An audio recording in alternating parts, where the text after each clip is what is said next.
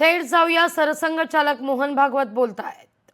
के बीच में आज के हमारे प्रमुख अतिथि महोदय भूतपूर्व राष्ट्रपति जी आदरणीय रामनाथ जी कोविंद,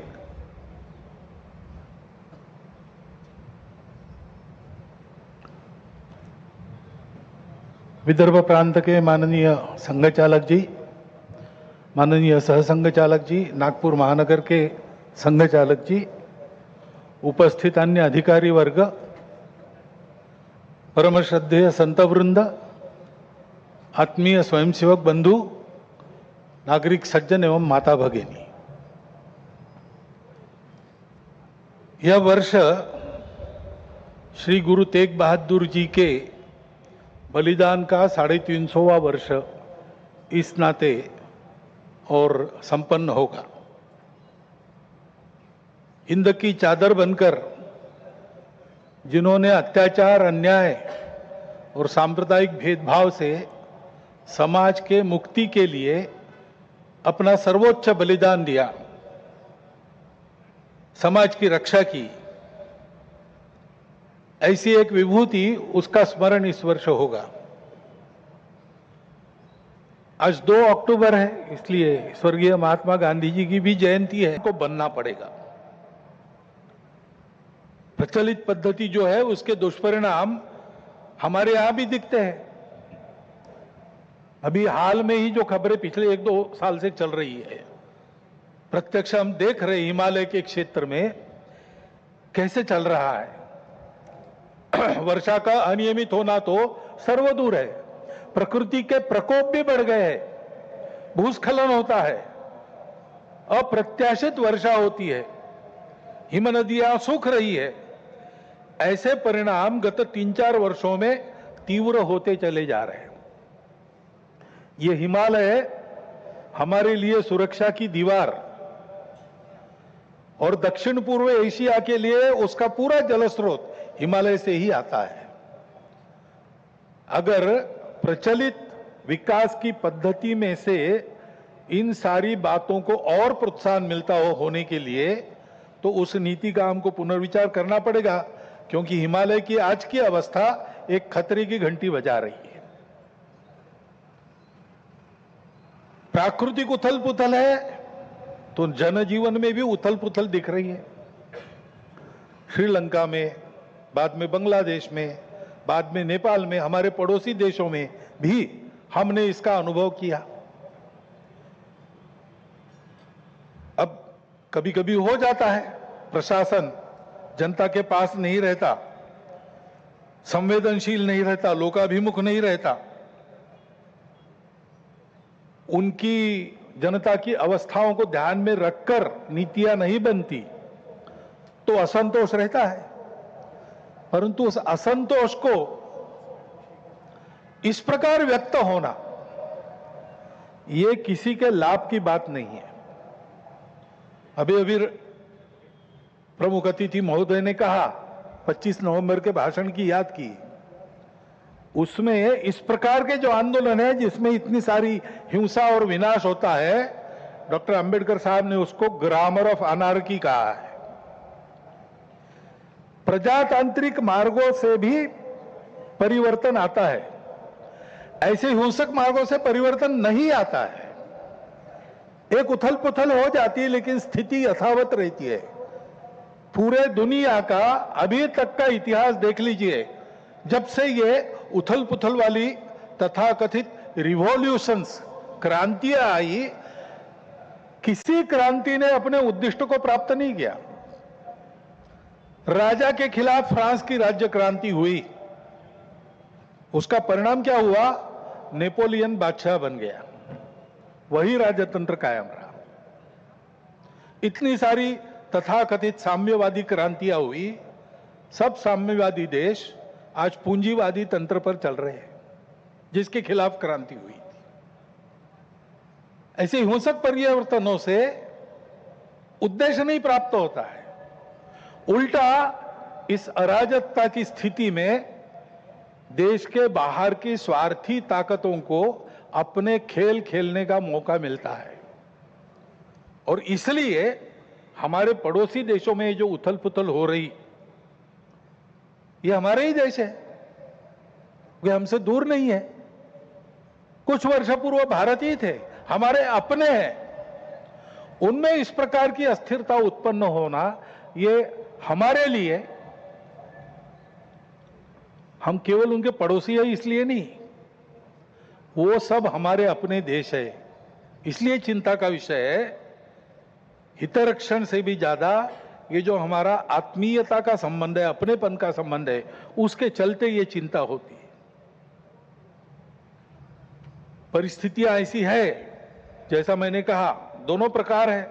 सुखदायक रूप बहुत दिखता है, सुख सुविधा बढ़ी, मनुष्य के ज्ञान की, विज्ञान की प्रगति हुई, व्यवस्थाएं आरामदायक बनी, राष्ट्र पास आए, माध्यमों के जरिए भी और आर्थिक लेन देन के जरिए भी।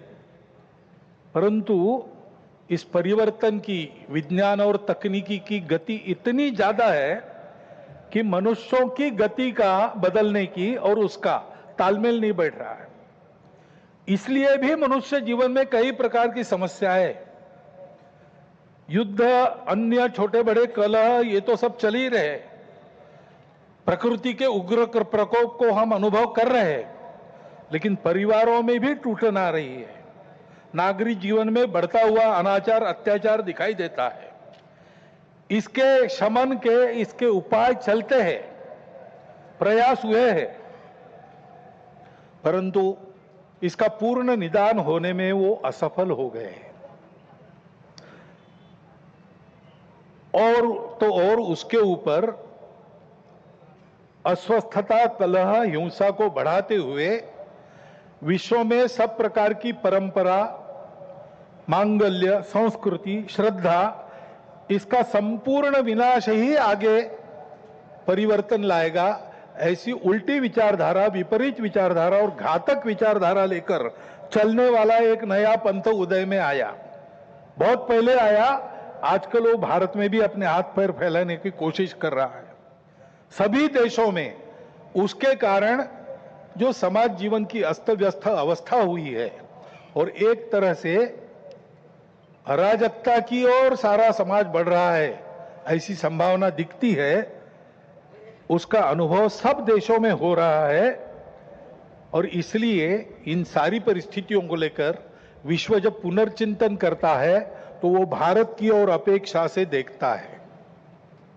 भारत इसका कोई उपाय निकाले, ऐसे विश्व में भी अपेक्षा है। और सौभाग्य से भारत में एक आशा की किरण ये दिखाई देती है कि नई पीढ़ी में देशभक्ति की भावना, अपने संस्कृति के प्रति आस्था और विश्वास का प्रमाण निरंतर बढ़ा है। संघ के स्वयंसेवकों सहित समाज के व्यक्ति और समाज की संस्थाएं अभावग्रस्त वर्गों की निस्वार्थ सेवा करने के लिए अधिकाधिक आगे आ रहे हैं। समाज स्वयं को सक्षम अनुभव करता है और इसलिए कई बातों में सरकार के पहले पहल करके अपने सामने की समस्याओं का खुद ही निदान करने में यशस्वी हो रहा है।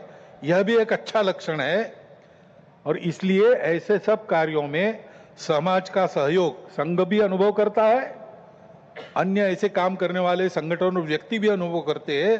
प्रत्यक्ष सहयोग और सहभाग, इसकी इच्छा समाज में बढ़ रही है और बुद्धिजीवियों में भी अपने देश के, हमारा कोई स्वतंत्र अलग ऐसा कोई प्रतिमान, ऐसा कोई मॉडल हो सकता है क्या, इसकी खोज करनी चाहिए, ऐसा चिंतन बढ़ रहा है।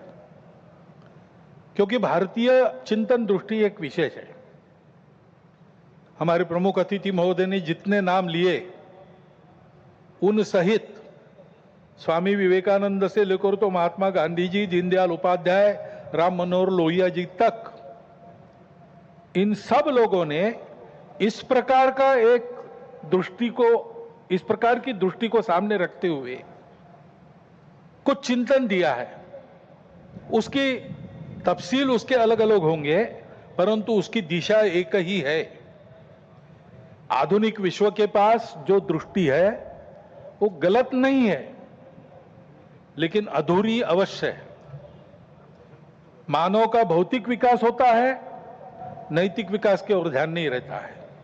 विकास होता है, पर्यावरण की ओर ध्यान नहीं रहता। विकास होता है, कुछ लोगों का होता है, कुछ का नहीं होता। आज अमेरिका का जीवन विकसित माना जाता है, उसको आदर्श मानकर हम चले भारत के लोग, और हमने चाहा कि भारत अमेरिका जैसा जीवन जिए। तो कुछ अभ्यासक कहते हैं हिसाब करके ऐसा जीवन जीने के लिए और 5 पृथ्वियों की आवश्यकता लगेगी। ये विकास कैसे होगा? ये हो नहीं सकता। प्रगति के साथ साथ इसी के कारण नई नई समस्याओं को हम झेल रहे, जो प्राण संकट बन रही है। दृष्टि का अधूरापन ही इसके लिए कारण है। हमारी दृष्टि है, हमारी दृष्टि भौतिक विकास के साथ साथ मन, बुद्धि और आध्यात्मिकता का विकास कर सकती है, करती है। व्यक्ति के साथ साथ मानव समूह और सृष्टि का भी विकास साधने वाली हमारी दृष्टि है। मनुष्य की आवश्यकताओं, इच्छाओं के अनुरूप आर्थिक स्थिति, इच्छा पूर्ति हो सबकी, ऐसी व्यवस्था, उसके साथ साथ ही समूह के प्रति और सृष्टि के प्रति कर्तव्य बुद्धि और अपनेपन का साक्षात्कार व्यक्तियों में जगाने की शक्ति हमारी इस दृष्टि में है। सहस्रों वर्षों तक विश्व में इस दृष्टि के आधार पर हमने एक सुंदर, समृद्ध, शांतिपूर्ण, परस्पर संबंधों को पहचानने वाला और मनुष्य और सृष्टि का, मनुष्य और समूह का सहयोगी जीवन ऐसे प्रस्थापित किया था। आज विश्व के आवश्यकताओं की पूर्ति करते हुए उनकी समस्याओं का निराश करने का शाश्वत निदान देने वाली एक नई रचना को विश्व आवश्यक मान रहा है, भारत से अपेक्षा कर रहे हैं, और नियति शायद यही कार्य हम भारतवासियों से चाहती है कि हम अपने उदाहरण से विश्व को एक नया ऐसा रास्ता दें। संघ 100 साल से ये सारा चिंतन, इन सब महापुरुषों का चिंतन लेकर, संघ का चिंतन नया नहीं है, वो अपनी दृष्टि के आधार पर अपने यहाँ परंपरा से चलने वाला आज तक आया हुआ यहाँ तक चिंतन है। उस चिंतन को लेकर संघ 100 साल से काम कर रहा है। समाज जीवन के विभिन्न आयामों में, संगठनों में, संस्थाओं में, स्थानीय स्तर पर भी, व्यक्तिगत पहल से भी स्वयंसेवक सक्रिय है। समाज जीवन में सक्रिय ऐसे अनेक सज्जनों के साथ भी सहयोग और संवाद स्वयंसेवकों का चलते रहता है। इन सब का जो संकलित अनुभव है, उसके आधार पर संघ का कुछ चिंतन है।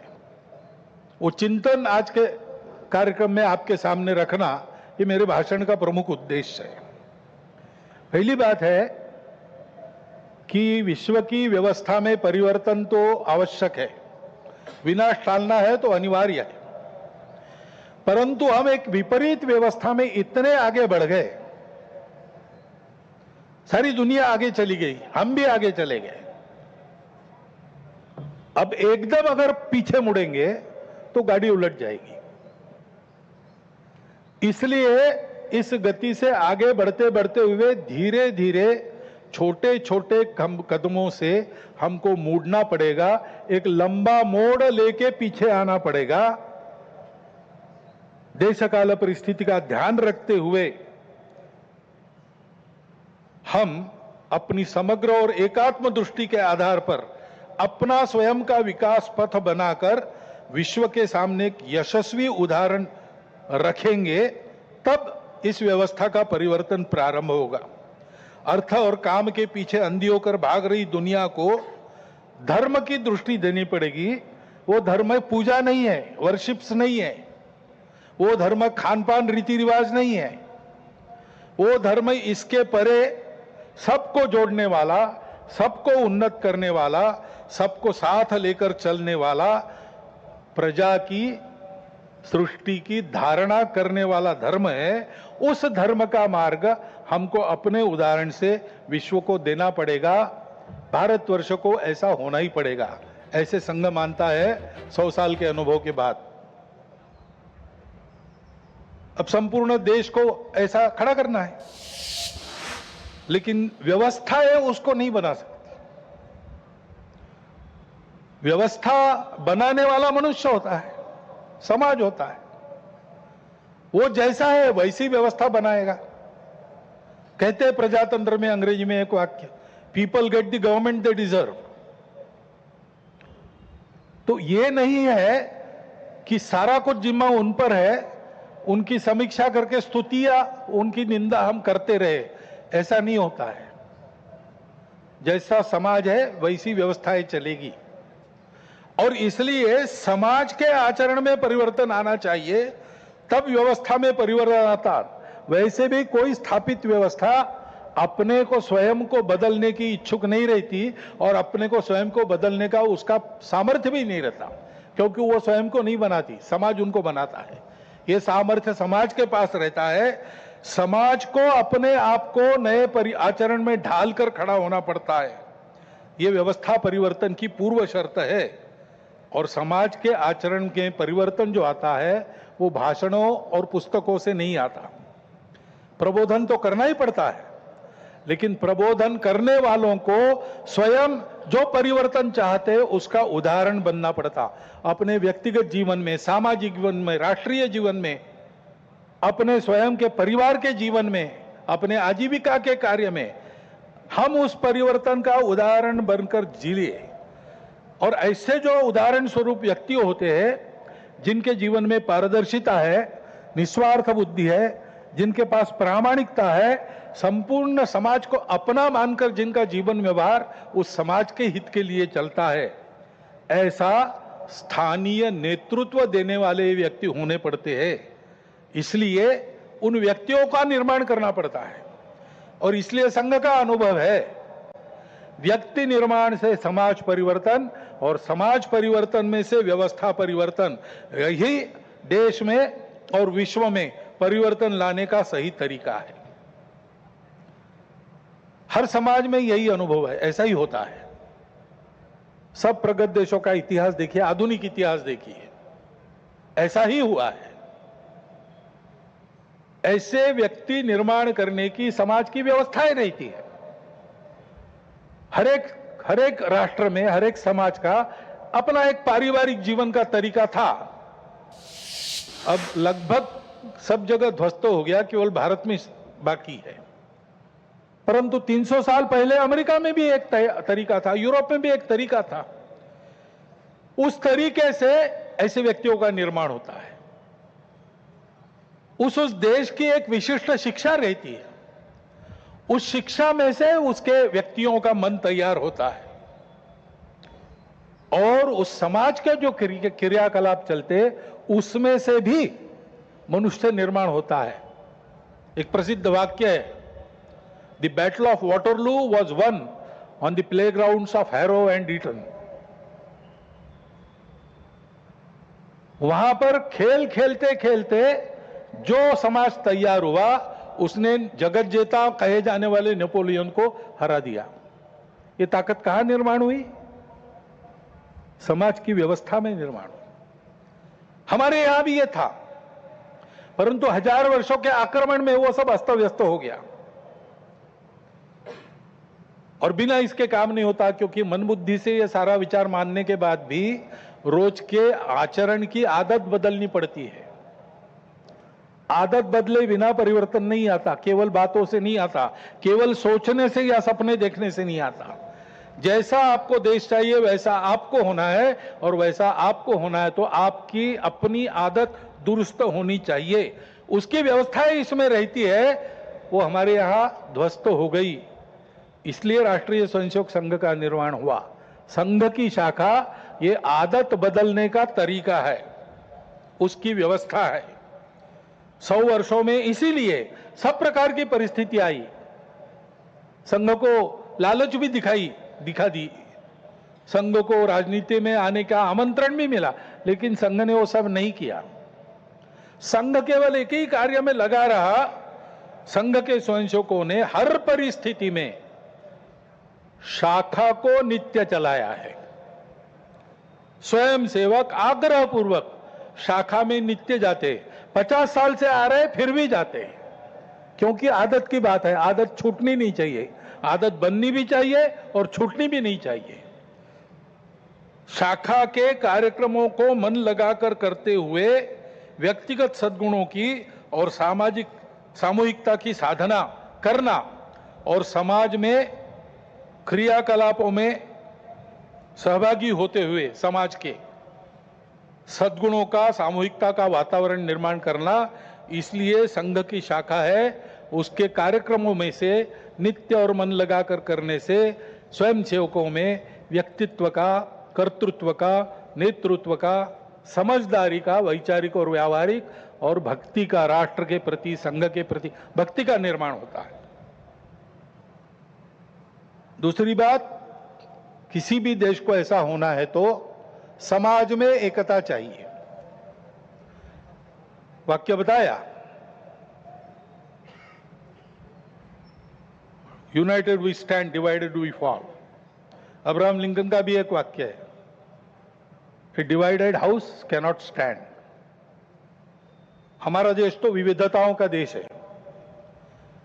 पंथ, संप्रदाय, भाषाएं, भौगोलिक विविधता, रहन सहन, खान पान, जाति, उपजाति पहले से है, और बीच के काल में आक्रमण हुए, विदेशी भारत में आ गए, विभिन्न कारणों से यहां के लोगों ने भी उनकी विचारधाराओं का, उनके पंथ संप्रदायों का स्वीकार किया। वो विदेशी चले गए, लेकिन अभी भी उनका स्वीकार करके रहने वाले हमारे अपने बंधु देश में है। सौभाग्य से भारत की परंपरा है, वो सब प्रकार की विविधताओं का स्वागत और सम्मान और स्वीकार करती है।